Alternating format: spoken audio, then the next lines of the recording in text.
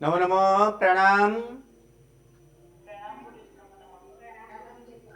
नमो रिहंताणं नमो सिद्धाणं नमो आयर्याणं नमो वज्रायाणं नमो लोये सब्बसाहूणं यशो पञ्चनमुक्कारो शब्बपापप्पणासनो मङ्गलाणं च सव्वेसिं पढमं हवै मङ्गलम् अज्ञानतिमिरन्धानां ज्ञानञ्जनशलाकया नेत्रम् उन्मीलितं येन तस्मै श्रीगुरवे नमः। परम पूज्य पूज्यपाद कलिकाल सर्वज्ञ हेमचंद्र सुरसर जी महाराजा के द्वारा विरचित सिद्ध हेम शब्दानुशासन नामक व्याकरण ग्रंथ और इसी व्याकरण ग्रंथ से उद्धरित पंडित वर्य शिवलाल जी द्वारा रचित हेम संस्कृत प्रवेशिका प्रथमा, मध्यमा और उत्तमा ऐसे 3 विभागों से विभाजित हेम संस्कृत प्रवेशिका और इसी हेम संस्कृत प्रवेशिका के अंतिम प्रकरण अर्थात 5वां प्रकरण और इस 5वां प्रकरण में हम लोग फिर से एक बार व्यंजनांत नाम और व्यंजनांत नाम में अब बहुत सारे अस अंत वाला देखें, च अंत वाला देखें, ज अंत वाला देखें। उसी प्रकार यहां पर एक उस अंत वाला नाम हम लोग यहां पर देख रहे थे जो कि ये आयुष। यहां पर देखेंगे कि आयुष शब्द जो है आयुष नपुंसकलिंग है उस अंत वाले नाम। और इस उस अंत वाले नामों का क्या होता है तो यहां पर हम लोग देखेंगे कि प्रथम नंबर नियम है ऐसे तो दंतस का मूर्धन्य श कब होता है या तो फिर दंतस का तालव्य कब होता है तो उसके लिए कहा गया है कि नामी अंतस्था के क वर्ग के बाद अगर दंतस हो तो दंतस का क्या होता है मूर्धन्य स। मूर्धन्य श होता है। सही है, लेकिन सिर्फ अब तक हम लोग इतना ही सीखे थे कि नामी अंतस्था और क वर्ग। नामी कितने हैं 12 नामी 12 है। अंतस्था कितने हैं 4 अंतस्था 4 है। नामी 12 अंतस्था 4 और क वर्ग 5 क वर्ग 5 ऐसे कुल मिलाकर कितने अक्षर हुए 21 हुए 21 नामी 12 अंतस्था 4 12 और 4 16 और क वर्ग के 5 ये 21 हुआ यानी 21 जो है ये 21 अक्षर के बाद अगर दंत स हो तो फिर दंत स का मूर्धन्य स होता है। ये हम बहुत पहले से नियम से हम लोग ये जानते आए हैं। लेकिन इन 21 जो है इन 21 प्लस यहां पर क्या है कि दंत स अगर हो और इसके बीच में अगर यहां पर बोला गया है कि इसके बीच में अगर सीट व्यंजन तो सीट व्यंजन कितने हैं 3 सीट व्यंजन है। कौन कौन से तालव्य मूर्धन्य और दंतस। तो ये 3 सीट व्यंजन और एक नौ कितने हुए 4। कौन सा तो इसमें एक तालव्य मूर्धन्य और दंतस और इसके सिवाय एक नौ। इन चारों का भी अगर अंतर इन दोनों के बीच में ये 4 व्यंजन भी अगर आए ना तो भी क्या करना है इस दंतस का क्या कर देना है मूर्धन्य होता है। तो यहां पर दंतस का मूर्धन्य तब भी होता है कब तो ऐसे तो होता ही था कि नामी अंतस्था के क वर्ग के बाद अगर दंतस हो तो दंतस का मूर्धन्य होता है। इतना तो होता ही था। लेकिन अगर ये 4 व्यंजन कौन से के तालव्य मूर्धन्य दंतस और न इन 21 और 100 के बीच में हो तो भी क्या होता है तो भी ये दंतस का मूर्धन्य होता है। ये एक नियम है जो कि इस पाठ के लिए ये एक नियम देखेंगे। दूसरा नियम यहां पर अगर देखें तो दूसरा नियम इस प्रकार से है कि ऐसे हम लोग देखते थे कि त वर्ग के बाद तालव्य या च वर्ग आए तो फिर क्या होता है त वर्ग का च वर्ग होता है। ठीक है, और त वर्ग के बाद अगर मूर्धन्य या तो फिर ट वर्ग आए तो ये त वर्ग का ट वर्ग होता था। ये हम लोग नियम पहले से सीख चुके हैं। ठीक है, लेकिन ये देखिए दंतस कौन से वर्ग में आता है दंतस कौन से वर्ग में आता है कोई भी वर्ग में नहीं है ना। तब उसका हम लोग उच्चारण स्थान देखेंगे। उच्चारण स्थान क्या है? ऋतु लसानम दंत्य। किसमें आता है? ऋतु लसानम दंत्य। तो दंत्य है, और दंत्य में कौन सा वर्ग आएगा? त वर्ग। त वर्ग आता है ना? तो वहां पर त वर्ग आता है। तो वहां पर हम लोग देखे थे कि त वर्ग के योग में क्या हो जाता है? तो ये च वर्ग, ये से अगर मूर्धन्य और ट वर्ग हो तो उसके स्थान पर ट वर्ग होता है। च या तो तालव्य या च वर्ग हो तो उसके स्थान पर च वर्ग होता है। अब यहां पर सिर्फ दंत स का ही फेरफार कहां क्या क्या होता है वो देखेंगे। तो यहां पर बोला गया है कि अगर दंत स का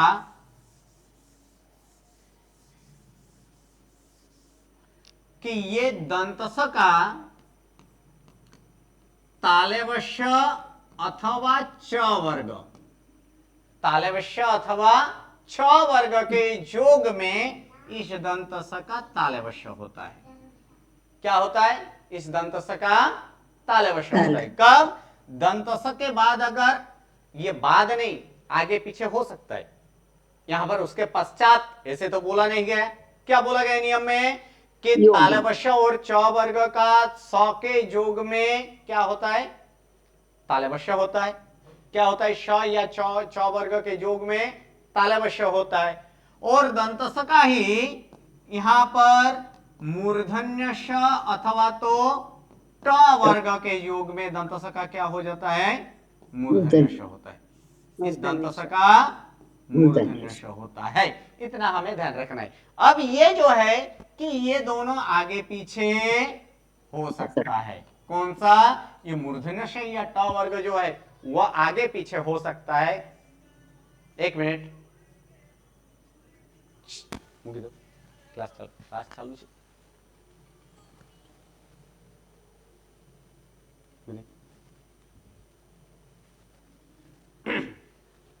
चलिए, अब यहां पर क्या बोला गया है कि दंत स का तालवश्य या च वर्ग के योग में क्या होता है? किसका चेंज होता है? तो इस दंत स का चेंज क्या हो जाता है? तालवश्य। और मूर्धन्य स और ट वर्ग इनके योग में ये दंत स का चेंज होकर क्या हो जाएगा?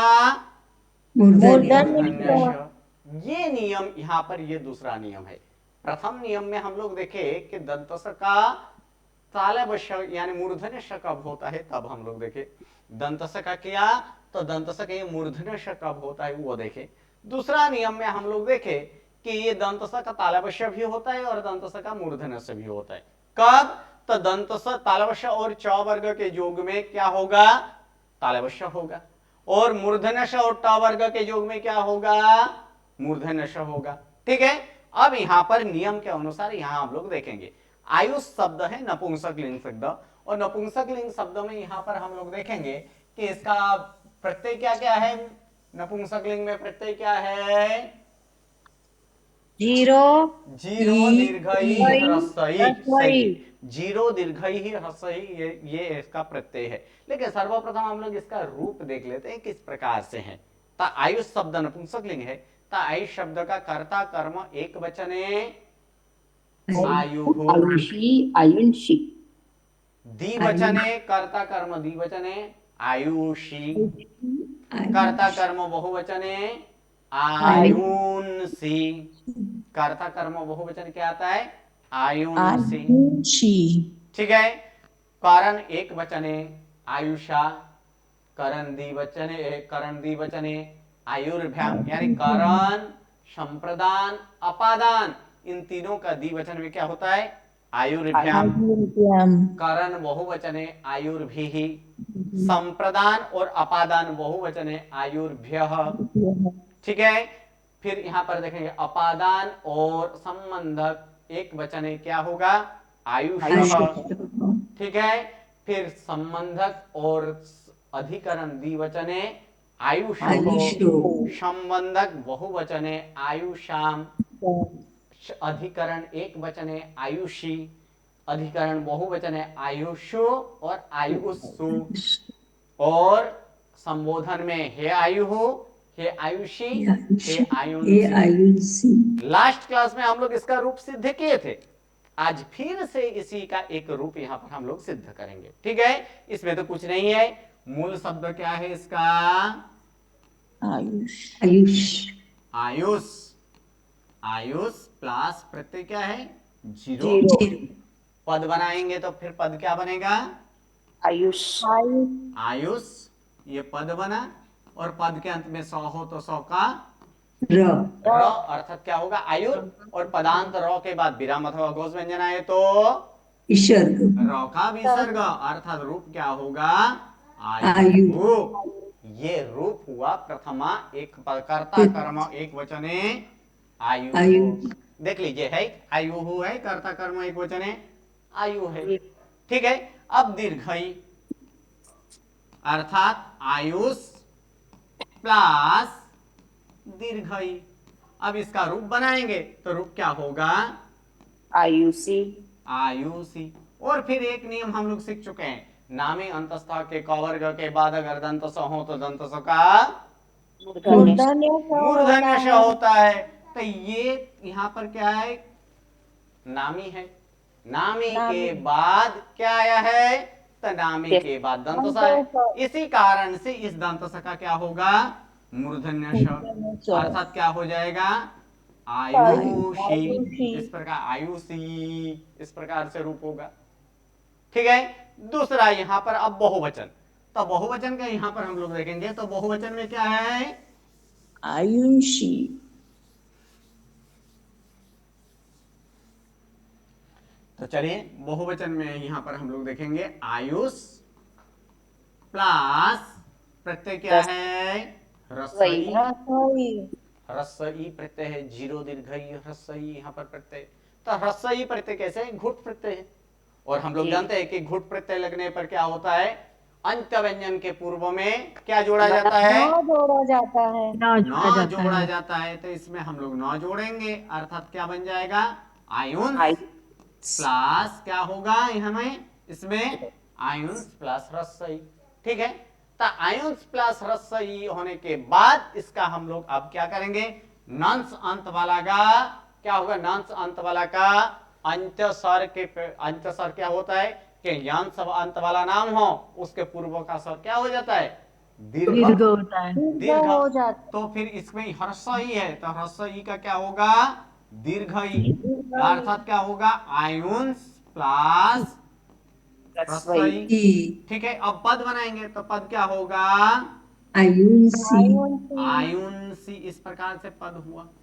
अब अभी अभी जो नियम देखे उसको याद कीजिए। ये नामी है कि नहीं? नामी है, और ये सौ है, सौ है। इन दोनों के बीच में क्या आया है? नौ आया है कि नहीं? नौ आया है ना। अभी नियम में हम लोग क्या देखे थे? ऊपर वाला नामी अंतस्थ के क वर्ग के बाद दंत स, और उसके बीच में सिट व्यंजन अथवा तो का अंतर हो तो किसका अंतर? नौ का अंतर। तो फिर इन दोनों के बीच में नौ का अंतर आया कि नहीं? तो भी दंत स का क्या होता है? मूर्धन्य श। तो इस नियम से हम लोग क्या कर देंगे? इसका मूर्धन्य श करेंगे। तो मूर्धन्य श करेंगे तो क्या हो जाएगा? आयुन ही। इस प्रकार। और एक नियम हम लोग देखे थे, कौन सा एक नियम? अनुस्वर वाला। हाँ, अनुस्वर वाला। क्या नियम था? कि पद के अंत में हो नहीं, ऐसे मौ या नौ का सिट व्यंजन तथा ह पर क्या हो जाता है? अनुस्वर होता है। तो यहाँ पर सीट व्यंजन, तो यहाँ पर क्या है? ये सीट व्यंजन है, मूर्धन्य श क्या है? सीट व्यंजन है ना। तो सीट व्यंजन आने पर क्या हो जाता है? अनुस्वार हो जाता है। इसलिए रूप क्या होगा? आयुष। आयुंशी। क्लियर यहाँ तक? उसके बाद सिर्फ स्वरादि प्रत्यय लगाना है। तृतीय एक वचन का प्रत्यय क्या है? आ। तो आयुष प्लस आ करेंगे तो आयुषा दंत स था, लेकिन ये नामी है इसलिए दंत स का क्या हो जाएगा? मूर्धन्य स। तो रूप क्या होगा? आयुषा। ठीक है, फिर यहाँ पर ए प्रत्यय लगे तो आयुष। आयुषे। ठीक है, अस प्रत्यय लगा तो आयुष। ठीक है, ओस प्रत्यय लगा तो आयुष हो। आम प्रत्यय लगा तो आयुषाम आयुषाम, ई प्रत्यय लगा तो आयुषी आयुषी। यहाँ तक क्लियर सभी को? जी गुरु जी, कि कोई किसी को डाउट है इसमें? नहीं। ओके। अब यहाँ पर व्यंजनादि, तो व्यंजनादि में कुछ नहीं, एक भ्याम प्रत्यय लगाया गया। क्या प्रत्यय लगा है यहाँ पर? भ्याम। भ्याम। और भ्याम प्रत्यय कैसे है? व्यंजनादि है कि नहीं?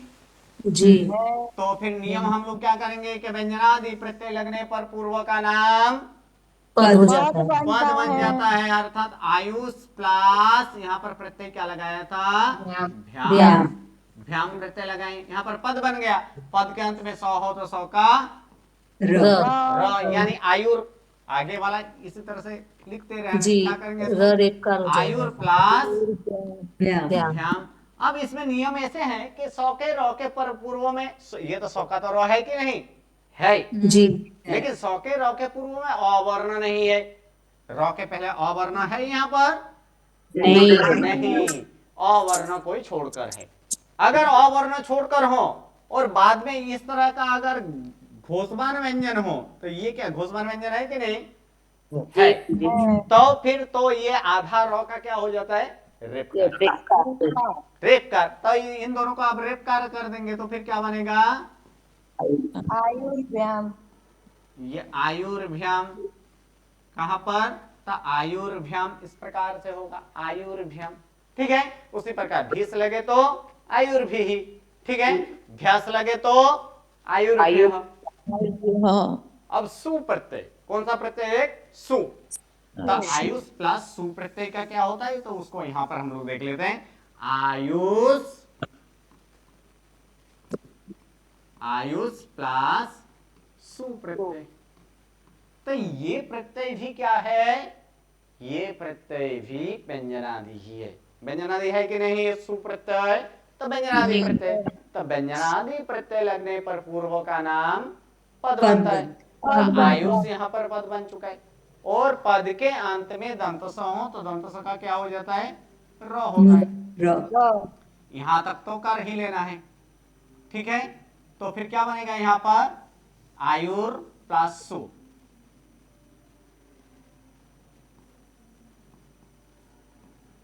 आयुर प्लस तू सु, ठीक है। अब यहां पर क्या करेंगे कि आयुष प्लस सु कीजिए, आयुर प्लस सु कीजिए, फिर सौ, ये क्या अघोष है ना? अघोष है कि नहीं? तो अघोष है।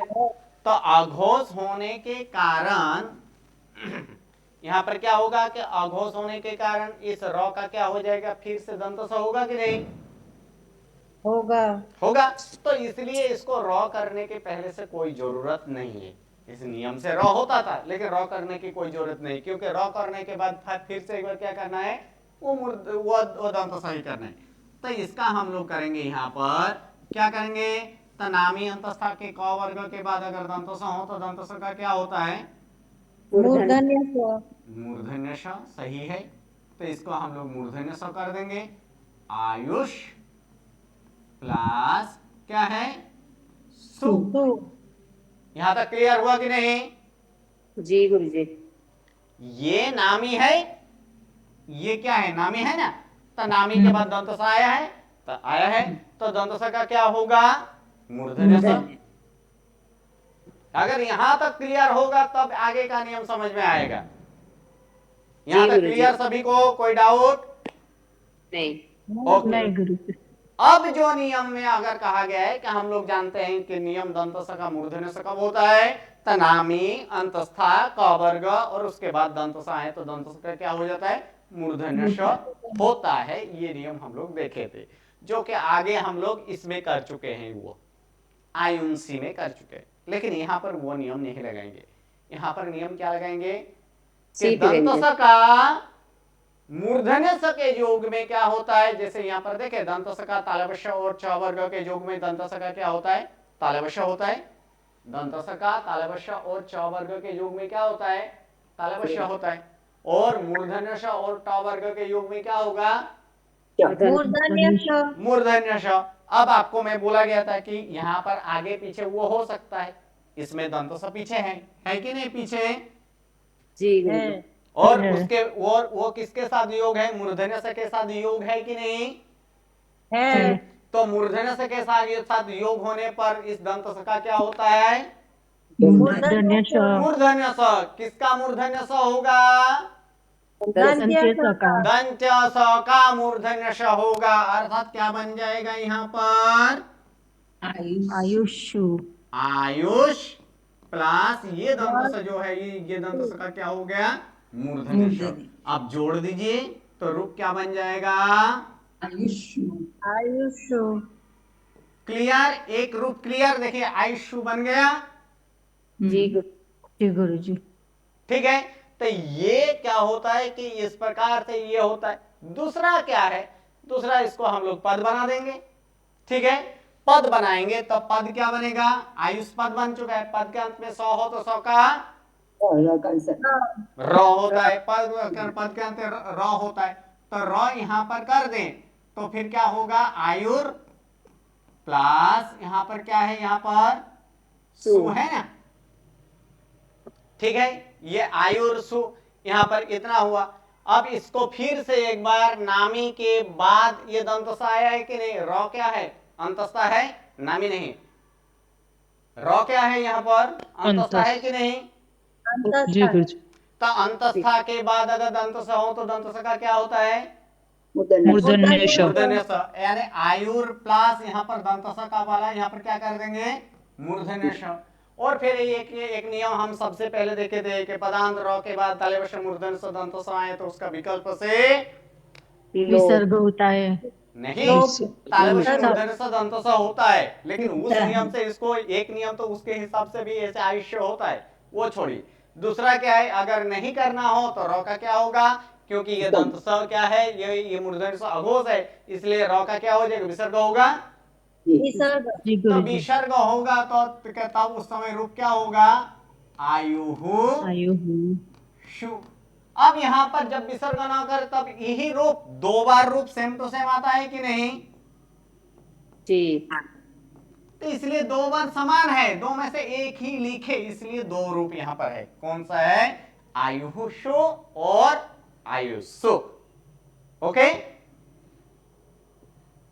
गुरुजी जी पहला गुरु वाला जी। लगेगा ना, ये सीट व्यंजन वाला, क्योंकि आपने पहले मूर्धन्य श बना दिया, ये भी तो सीट हो गया। हाँ, तो ये 3 नियम से सिद्ध होता है। हाँ। लेकिन जब ये आयुष्य जब हम लोग किए तो ये कौन सा नियम? इस नियम से किए, और यही इस नियम का यही नियम लगेगा। क्यों? क्योंकि ये तालेवश का दंतस का मूर्धन्यश करने का नियम ये इसके लिए ही है। उसमें तो नामी के बाद हो तो भी होता है, अंतस्था के बाद हो तो भी होता है, र के बाद हो, यानी उसके बाद क्या था? क वर्ग था, तो क वर्ग के बाद भी होता है। तो वो बहुत सारे हैं, लेकिन यहां पर सिर्फ किसका मूर्धन्य से करना है? तो किसका? 5 1 6 के लिए है। जब किसी के लिए नियम बनाया जाता है तो वो नियम क्या होता है? मुख्य होता है। इसीलिए इस नियम से ये करना है। और चूंकि उस नियम से भी कर सकते हैं, लेकिन दोनों रूप समान होता है। समान होता है कि नहीं? आयुष्य आयुष्य दोनों रूप समान हुआ कि नहीं? जी जी। इसीलिए कोई एक में से एक ही रूप यहां पर लिखा गया है। ठीक है, चलिए, अब इस प्रकार से यहां पर यह सिद्ध हो चुका है उस अंत वाला। अब जो आने वाला है वो आएगा स्वरांत नाम। लेकिन स्वरांत नाम देखने से पूर्व में हम लोग इसका वाक्यानुवाद देखेंगे। सॉरी, ये व्यंजनांत नाम के बाद अब वाक्यानुवाद देखेंगे। तो वाक्यानुवाद, उस पाठ का वाक्यानुवाद देखने से पहले हम लोग शब्द इत्यादि देख लेते हैं कि शब्द इत्यादि कौन से हैं।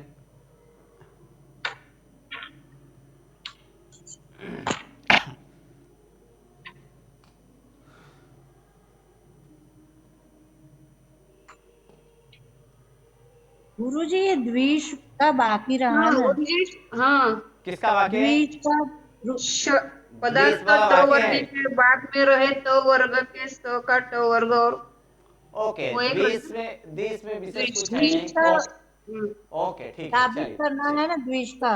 चलिए चलिए करवा देते हैं, लेकिन उसमें विशेष कुछ है ही नहीं।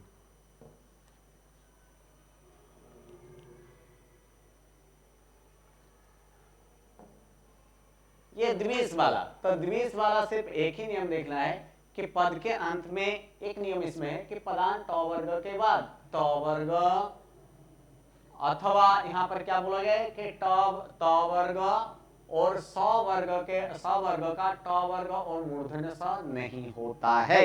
ये कहां होता था, इसको पहले एक बार याद कर लेते हैं। ट वर्ग का ऐसे त वर्ग के योग में ट वर्ग कब होता था?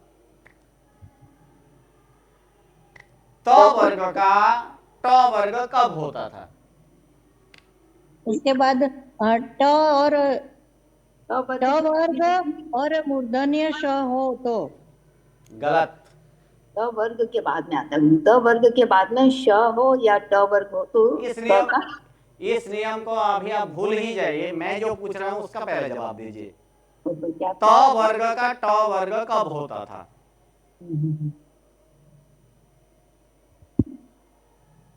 मूर्धन्य श और ट वर्ग आता था तब। सही है, मूर्धन्य स या ट वर्ग का योग हो तब। कब होता था? त वर्ग जब मूर्धन्य से या ट वर्ग के साथ जुड़े तो त वर्ग के स्थान पर क्या होता था? ट वर्ग होता था। हम लोग देखे थे कि नहीं? याद रखिए, ये सब याद रखने की चीज है, बारंबार आने वाला है। मध्यमा में तो विशेष करके विशेष स्वरूप में ये सब आने वाला है मध्यमा में। तो एक एक जो संधि का नियम है ना, ये संधि का नियम कभी भी भूलना नहीं है। तो त वर्ग का ट वर्ग होता था कब? मूर्धन्य स या ट वर्ग के योग में, ठीक है। लेकिन यहां पर बोल रहा है कि ये मूर्धन्य स और ट वर्ग के योग में भी त वर्ग का ट वर्ग नहीं होगा और दंत स का मूर्धन्य स नहीं होगा, ठीक है। अभी अभी हम लोग देखे ना कि दंत स का मूर्धन्य स होता था कब? आगे वाला नियम को याद कीजिए। मूर्धन्य स या ट वर्ग के योग में दंत स का क्या होता था? मूर्धन्य श। मूर्धन्य अभी जो आगे वाला हम लोग नियम देखे उस नियम को याद कीजिए। क्या था? इस दंत स का मूर्धन्य श हुआ है कब? मूर्धन्य स और ट वर्ग के योग में, ठीक है। यहाँ क्या बोल रहा है कि यहाँ बोल रहा है कि नहीं होगा। क्यों नहीं होगा और कब नहीं होगा? ये तो इस नियम पे ये दंत स कहीं भी हो तो ये दंत स का ये मूर्धन्य स होता था, हो सकता था कहीं भी। यहां पर स्पष्ट लिखा है कि पद के अंत में हो, पद के आदि में हो, पद के मध्य में हो, नामी के बाद हो, नामी के बाद उसके पूर्व में हो। इस प्रकार से कुछ उल्लेख है इस नियम में? नहीं है गुरुजी। नहीं है। जबकि इसके बाद वाला नियम देखिएगा तो विशेष यहाँ पर ध्यान से पढ़िए। एक वस्तु वहां पर लिखा है कि त वर्ग कब कहाँ होना चाहिए? पदांत में। पदांत में। एक एक जब नियम देता है तब इसमें कुछ चीज यहाँ पर ध्यान देने की बात होता है। जैसे कि ये शब्द वहां पर नहीं था, ये शब्द यहाँ पर है कि नहीं? जी गुरुजी। अगर नहीं होता तो फिर दोनों नियमों में अंतर क्या होता? दोनों नियमों में पार्थक्य क्या होता? यही तो दोनों के बीच में पार्थक्य है। एक में पदांत है, एक में पदांत नहीं है। अब यहां पर बोला गया, आगे वाला नियम था कि मूर्धन्य श और ट वर्ग के योग में दंत स का क्या होता था? मूर्धन्य श होता था। और उसके पूर्व में जब हम लोग सीख चुके हैं कि त वर्ग का तालवश्य या च वर्ग के साथ क्या च वर्ग होता है और त वर्ग का मूर्धन्य से या ट वर्ग के साथ जुड़ने पर क्या होता है? ट वर्ग होता है। लेकिन वहां भी कोई उल्लेख नहीं है कि त वर्ग पद के अंत में ही होना चाहिए। ऐसे उल्लेख है? नहीं, वहां भी नहीं है कि पद के पूर्व में होना चाहिए। ऐसे वहां भी उल्लेख नहीं था। लेकिन यहां पर जब नहीं होता है तब उसके लिए यहां पर उल्लेख किया गया है। क्या क्या कहा गया है कि अगर पद के अंत में त वर्ग हो, अब जब बोला जाए कि पद के अंत में त वर्ग हो तो अर्थात पद के अंत में क्या क्या होना चाहिए? त थ द ध न, ये ना। तो ये त वर्ग का मतलब क्या आता है? त थ द ध न। तो ये 5 वर्ग अगर पद के अंत में हो और तब अगर उसका मूर्धन्य से या ट वर्ग का इसके साथ अगर योग हो, क्या बोला गया है? तो उसके पद के अंत में अगर त वर्ग नहीं, अब क्या बोला गया? पद के अंत में क्या होना चाहिए? ट वर्ग। कि पद के अंत में अगर ट वर्ग हो और उसके बाद अगर त वर्ग का योग आता है तो त वर्ग का ट वर्ग नहीं होता है। या तो फिर पद के अंत में ट वर्ग हो और उसके बाद अगर दंत स का योग आता है तब भी कि क्या नहीं होता है, इस दंत स का मूर्धन्य श नहीं होता है। ये नियम यहां पर है और कुछ यहां पर नियम नहीं है। लेकिन वो ट वर्ग कहां होना चाहिए, पद के अंत में होना चाहिए। ये एक नियम है और कहीं नियम नहीं है। और इसके लिए सिर्फ एक ही सिद्ध करना है और वो है ये, कौन सा है, द्वित्सु अर्थात सप्तमी एक बहुवचन, अधिकरण बहुवचन में द्वित्सु के लिए ये नियम है। देखिए यहां पर सब में मूर्धन्य स था, यहां पर कौन सा स लिखा गया है, द्वित्सु में कौन सा स लिखा गया है, मूर्धन्य लिखा सब, धन्य स। दंत्य स यहाँ पर लिखा है, मूर्धन्य स नहीं किया है। क्यों नहीं किया है, तो इस नियम के अनुसार। द्वित्सु में नहीं। अगर मान लीजिए आपके पीडीएफ में अगर आ चुका है कि यहाँ पर मूर्धन्य स, तो उसको चेंज कर लीजिएगा। शुद्ध रूप क्या है यहाँ पर, दिट्सु दंत स का होना है और कुछ नहीं। बाकी तो जो पहले हम लोग व्यंजनांत नाम सीख चुके हैं उसी के अनुसार यहाँ है और कुछ भी नहीं है। तो उसके लिए क्या याद रखना चाहिए, रूप बनाने के लिए क्या याद रखना चाहिए, प्रत्यय। प्रत्यय हाँ, प्रत्यय याद अगर हो तो फिर आराम से रूप होगा। तो देख लीजिए यहाँ पर मूल शब्द यहाँ पर है द्विस। क्या शब्द है, द्विस। तो द्विस प्लस 0 पद बनाएंगे, पद क्या बनेगा, द्विस। अब पद के अंत में धुट व्यंजन हो तो उसी वर्ग का उसका तीसरा व्यंजन होता है। ये पद के अंत में धुट व्यंजन है, मूर्धन्य स धुट व्यंजन है जी। कितने धुट व्यंजन है, 24। वर्ग के 5वें अक्षर और अंतस्था सिवाय के बाकी के व्यंजनों को धुट व्यंजन कहा जाता है। तो धुट व्यंजन कितना है, चतुर्विंशति। कितने, 24 है ना, 24। तो ये चतुर्विंशति धुटाहा, ये 24 व्यंजन ये धुट व्यंजन है। तो ये 24 व्यंजन धुट व्यंजन है, तो धुट व्यंजन हो तो उसी वर्ग का उसका तीसरा व्यंजन है।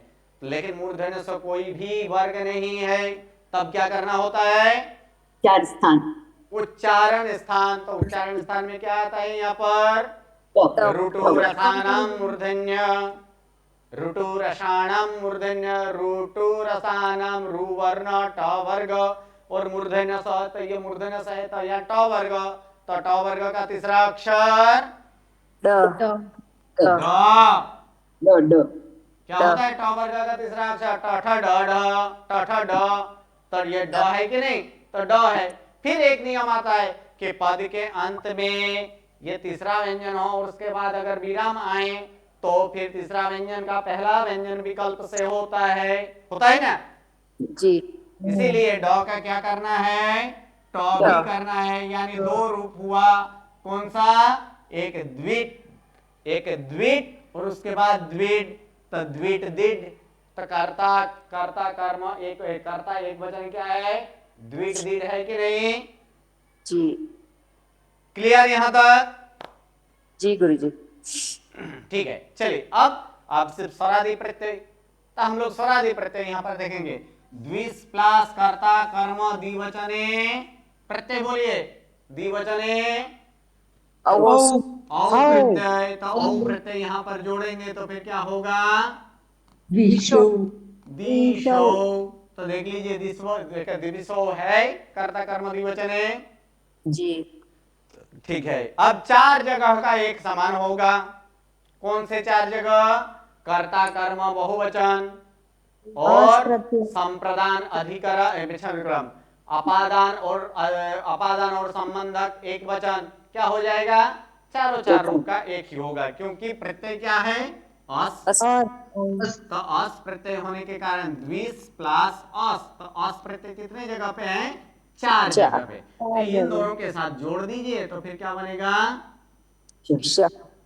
द्विसस और श का र और र का विसर्ग, अर्थात रूप क्या बनेगा, द्विसह। कर्ता कर्म बहुवचन, और अपादान संबंधक एक वचन, इन 4 जगहों का रूप हुआ दिशः। ठीक है। और उसके बाद तृतीय एक वचन है, क्या कौन सा प्रत्यय है? तो आ जुड़ेगा तो क्या होगा? द्विषा। चतुर्थी एक वचन है प्रत्यय ए, तो ए जुड़ेंगे तो द्वि से पंचमी षष्ठी एक वचन तो हो गया है। षष्ठी सप्तमी द्विवचन है, ओस प्रत्यय जुड़े तो दिशो हो। षष्ठी बहुवचन है, आम प्रत्यय जुड़े तो द्विषाम। तो यहाँ पर है द्विषाम तो द्विषाम। सप्तमी एक वचन है, ई प्रत्यय जुड़े तो द्विषी। ये स्वरादि प्रत्यय हुआ पूर्ण। अब देखेंगे व्यंजनादि प्रत्यय। तो व्यंजनादि प्रत्यय 4 प्रत्यय है, याद रहेगा ना। हर एक पार्ट में मैं बोल रहा हूं व्यंजनादि प्रत्यय कितने हैं? 4। कौन कौन से? भ्याम, भेष, भ्यास, सु। याद रहेगा ना। कौन से? भ्याम, भेष, भ्यास, सु। ठीक है। भ्याम कहाँ है? तो तृतीया चतुर्थी पंचमी द्विवचन है भ्याम।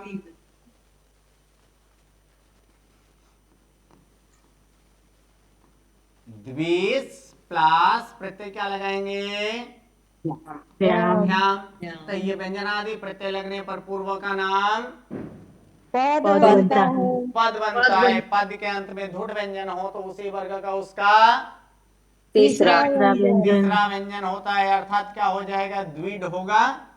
द्विड प्लस भ्याम, अब जोड़ दीजिए, क्या हो जाएगा? द्विड भ्याम। ठीक है। भीष प्रत्यय लगाए तो द्विड भीहि। भ्यास प्रत्यय लगाए तो ठीक है 4 प्रत्यय। लेकिन भ से प्रारंभ होने वाले प्रत्यय कितने हैं? 3। कौन सा? भ्याम, भीष, भ्यस, उन्हीं है। 2 में पद के अंत में स है, उसका र और र का क्या करना है? विसर्ग करना है। इतना ही हमें याद रखना है। अब जो नियम अनुसार देखे थे वो प्रत्यय यहां पर हम लोग देखेंगे। द्विष प्लस प्रत्यय क्या है? सु। तो द्विष प्लस सु पद बनाएंगे। पद बनेगा कि नहीं? व्यंजनादि प्रत्यय है तो पूर्व का नाम पद बनता है। पद बनता है। तो ये पद बन चुका है। द्विष ये पद बना है। अब आगे वाला नियम को याद कीजिए, क्या था? दंत सका मूर्धन्य श के योग, मूर्धन्य से या ट वर्ग के योग में दंत सका क्या होता है? मूर्धन्य श होता है। लेकिन इस नियम से कहा कि नहीं होता है। क्यों? क्योंकि ये मूर्धन्य स यानी ये ट वर्ग का अक्षर है मूर्धन्य श नहीं है। ट वर्ग में आता है कि नहीं? अब किए थे जब ये पद बन गया तब इसका तीसरा व्यंजन क्या करते थे? ड करते थे। तो ड करते थे कौन से वर्ग का? ट वर्ग का किया ना। इसका मतलब ये ट वर्ग है कि नहीं? है। समझना है कि ये ट वर्ग है। ठीक है। तो ट वर्ग के योग में, लेकिन उससे पहले यहां पर हम लोग कर देंगे, क्या करेंगे? तो इसको हम लोग करेंगे कि पदांत, ये पद बन गया है और पद के अंत में धुट व्यंजन हो तो उसी वर्ग का उसका क्या होता है? तीसरा व्यंजन। अर्थात क्या होगा? द्विड प्लस सु। दंत स अघोष है। अघोष होने के कारण इसका हम लोग क्या कर देंगे? प्रथम व्यंजन होगा। होगा कि नहीं? तो प्रथम व्यंजन इसको कर दीजिए। तो प्रथम व्यंजन करेंगे तो फिर क्या हो जाएगा? द्विट प्लस सु। अब इसको देखिए, आप पद के अंत में ट वर्ग है कि नहीं? तो पद के अंत में ट वर्ग है। ट वर्ग के बाद क्या है? दंत आया है, आया है। तो आगे वाला नियम से क्या होना चाहिए था? दंत होना चाहिए था कि ट वर्ग का दंत दंत का योग में क्या हो जाता है? दंत यहाँ पर मूर्धन्य स होता है। लेकिन यहां पर नहीं होगा। क्यों नहीं होगा? क्योंकि ये ट वर्ग पद के अंत में है। ये क्या है? पद के अंत में, इसीलिए ऐसे ही रहेगा। तो इसलिए इसका रूप क्या हो जाएगा, इसको दोनों को जोड़ देंगे, इसलिए क्या हो जाएगा, द्विट शु। इस प्रकार यहां पर रूप हो चुका है सप्तमी बहुवचने द्विट सु। बाकी संबोधन कर्ता की तरह ही है, हे द्विट दिड, हे दिशो, हे दिशः। Okay, clear? जी गुरुजी। चलिए, अब जो है इसके बाद, तो इसके बाद स्वरांत है, स्वरांत वाला हम लोग बाद में देखेंगे। और उसके पूर्व में नेक्स्ट क्लास में आप लोग शब्द देख कर आइएगा, बहुत सारे शब्द हैं, और हो सके तो कम से कम पेंसिल से भी क्या करके लाना है, वाक्य को बना कर लाना है। ठीक है, चलिए नंबर प्रणव। हाँ, एक महत्व की सूचना, एक महत्व की सूचना ये है कि तारीख 4/5/2025 यानी 4 मई को यहाँ जो हम लोग अभ्यास कर रहे हैं सालों से, क्योंकि सर्वप्रथम अगर देखा जाए कि इस श्रुत ज्ञान के अभ्यास के लिए लगभग 30 वर्ष पहले, 31 साल पहले इस पाठशाला की स्थापना हुई। और उस पाठशाला की स्थापना के बाद समय बदलते गए, और कोरोना से कुछ वर्ष पहले हम लोग स्टार्ट किए थे एक विद्यार्थी से, लेकिन आज लगभग तो 1200 से 1500 जन हर रोज पढ़ने वाला है, एक विद्यार्थी से स्टार्ट किए थे। तो उसी प्रकार धीमे धीमे धीमे धीमे वो एक विशालकाय रूप बनते गए, और साथ में ऐसे पंडित जियों को पढ़ाने के लिए अलग अलग वहाँ का उसका बैठक व्यवस्था यानी केबिन इत्यादि वहाँ भी बनाया गया, और उनके जो भी लाभार्थी हैं उन सारे लाभार्थियों को तो आमंत्रण किया गया है, और उन केबिनों का अनावरण यानी तख्ती का अनावरण है, और कुछ यहाँ पर दान जिन्होंने भी दिए हैं, तो उसका प्रोग्राम 4 में सुबह 9 बजे से लेकर लगभग 11:30-12 बजे तक यहाँ पर प्रोग्राम है। आप सभी को आने के लिए निमंत्रण है, आप सभी पधारें, और इस श्रुत ज्ञान के लिए अथवा तो इस श्रुत संगम के लिए, उस श्रुत अनुमोदना के लिए उस दिन आप सब पधारे, या तो फिर अगर आप आए तो सबसे बेस्ट है। और उसके बाद भी एक वस्तु वहां और एक चीज रखी गई है, आप सबको याद है ना क्या रखी गई है? लिंक गुरुजी। हाँ जी, स्नेह मिलन भी है। अगर किसी को आना है तो यहाँ पर गुरुदेव आचार्य भगवंत का योग मिलेगा, साथ में पंडित जियों का दर्शन होगा। और उतना ही नहीं है, इस पाठशाला में यहाँ पर पढ़कर तैयार हो चुके ऐसे जो साधु साध भी भगवंत को पढ़ा रहे हैं, या तो फिर अपने अपने पाठशाला पढ़ा रहे हैं, देश विदेश में पढ़ा रहे हैं, उन लोग का भी कुछ ऐसे लगभग तो 40-50 जन ऐसे हैं कि जो भूतपूर्व यहाँ पर पंडित जी है कि तो या तो भूतपूर्व जो तैयार हुए वो सब भी आने वाले हैं। उन सभी ज्ञानियों का दर्शन का लाभ मिलेगा, वो तो है। ये अवश्य एक बार आना चाहिए, तो आप सब जरूर पधारें। और अगर नहीं आ सकते हैं तो अपने थोड़ा वाणी का अनुमोदन कीजिए, और फिर अनुमोदना के लिए, इस श्रुत ज्ञान के अनुमोदना के लिए जितना जल्दी हो सके शॉर्ट वीडियो 1 मिनट 1.5 मिनट या तो ज्यादा से ज्यादा 2 मिनट की कोई वीडियो, कोई अच्छा बोल सकते हैं, या तो फिर आपको आपका भाव व्यक्त करना है कि इस पाठशाला से आपको क्या मिला, आगे और क्या क्या करना चाहिए, और कैसे कर सकते हैं, आपको आपके जीवन में क्या फायदा हुआ, ऐसे कभी हुआ है कि नहीं हुआ है। तो इस प्रकार के जो भी आपके भाव में आए, शॉर्ट में आगे मोबाइल रखकर अपना भाव व्यक्त कीजिए। उस समय उस दिन इन सभी बाकी सारे जो पंडित जियों हैं उन सबको, या तो बाकी उस दिन बहुत सारे ऐसे महानुभाव भी आने वाले हैं, क्योंकि एक सुभाषित में तो कहा भी गया है, सबसे बड़ा क्या है?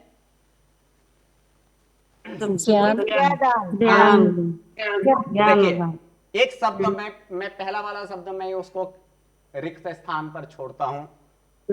जिसके पास है वही दर्शनीय है, वही वंदनीय है, वही ज्ञानवान है, वही श्रुतव्यान है, वही पंडित है, वही वक्ता है कि नहीं? कौन? जी गुरु। हाँ जी, गुरु जी नहीं, तो विनय है गुरु जी।